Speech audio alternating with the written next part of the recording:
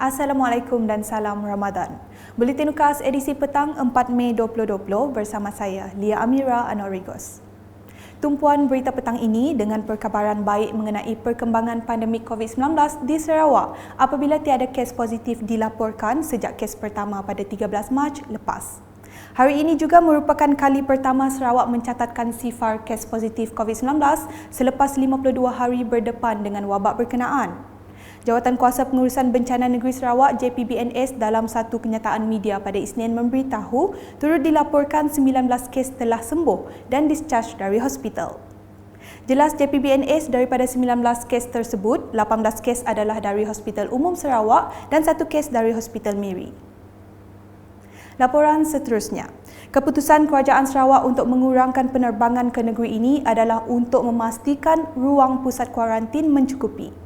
Menteri Pengangkutan Sarawak Datuk Lee Kim Shin dalam satu kenyataan media berkata, dalam tempoh ini setiap penumpang yang datang dari luar Sarawak perlu dikuarantin di hotel selama 14 hari. Beliau secara peribadi telah menghubungi Menteri Pengangkutan Malaysia berhubung menghadkan penerbangan dari Kuala Lumpur ke Sarawak. Jelasnya jadual penerbangan yang dipersetujui dari Kuala Lumpur ke Kuching ialah 4 kali seminggu, Kuala Lumpur ke Bintulu sekali seminggu, manakala Kuala Lumpur ke Miri ditetapkan 2 kali seminggu dan Kuala Lumpur ke Sibu sekali seminggu bermula 16 Mei.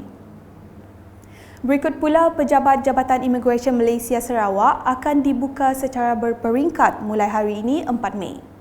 Dalam satu kenyataan media, bahagian keselamatan dan pasport dibuka bermula Isnin, sementara bahagian visa, pas dan permit serta bahagian khidmat ekspatriat dan bahagian pekerja asing dibuka pada 6 Mei ini.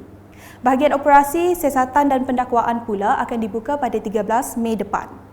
Untuk pertanyaan lanjut, boleh menghubungi Bilik Gerakan Jabatan Imigresen Malaysia Sarawak di talian 082-429-437 atau Pegawai Perhubungan Komunikasi Korporat di talian 082-246-267. Beralih ke laporan bekalan air luar bandar.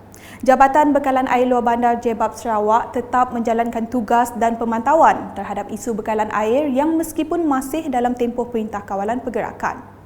Dalam satu kenyataan media, JBAB memberitahu selepas mendapat aduan pengguna pada 17 April 2020 berkenaan ketiadaan air di kawasan Jalan Senggi Serian, pihak JBAB bahagian itu terus memulakan operasi mencari punca kepada permasalahan tersebut dan melakukan penghantaran bekalan air sehingga kini kepada para pengguna yang terjejas bekalan air. Antara kampung yang terjejas dan menerima bekalan air ialah seperti yang tertera. Pihak JBAB juga melakukan perancangan jangka masa panjang iaitu pembinaan stesen pam penggalak, tangki aras tinggi dan penggantian paip bagi memulihkan keadaan bekalan air sekiranya berlaku gangguan di Jalan Kuching Serian.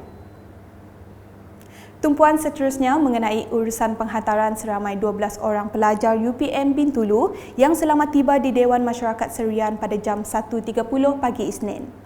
Manakala 2 lagi pelajar UiTM Kota Semarahan turut tiba pada jam 11.30 pagi hari yang sama.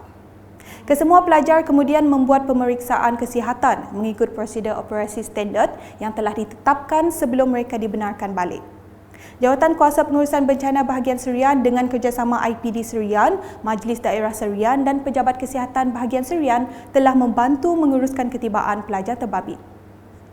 Manakala di Kapit, proses membawa pulang seramai 79 orang pelajar dikendalikan dengan prosedur ketat bagi memastikan bahagian itu kekal zon hijau COVID-19. Malah setiap langkah keselamatan dititik berat sepanjang perjalanan sehingga ke Kapit menggunakan 2 buah bot ekspres pada Ahad. Jawatan Kuasa Bencana Bahagian Kapit telah menjalankan saringan kesihatan terhadap kesemua pelajar tersebut sebaik mereka tiba. Hasil saringan juga mendapati semua pelajar untuk kumpulan pertama tersebut dalam keadaan baik.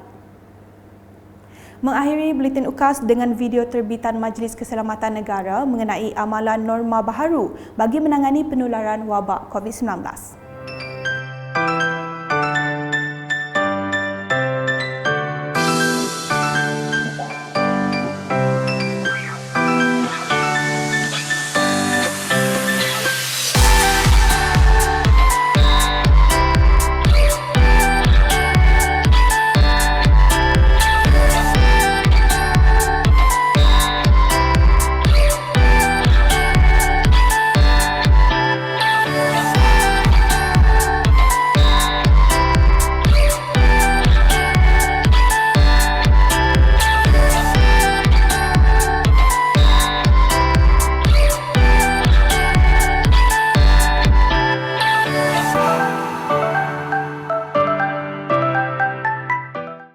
Sekian bersama saya Lia Amira dan kru penerbitan. Selamat menjalani ibadah puasa di sepanjang bulan yang penuh keberkatan ini dan pastikan anda sentiasa berwaspada di mana sahaja anda berada. Dapatkan berita terkini Sarawak setiap hari dengan melayari ukas.sarawak.gov.my atau di Facebook, Instagram, Twitter dan saluran YouTube Bulletin Ukas. Salam Ukas.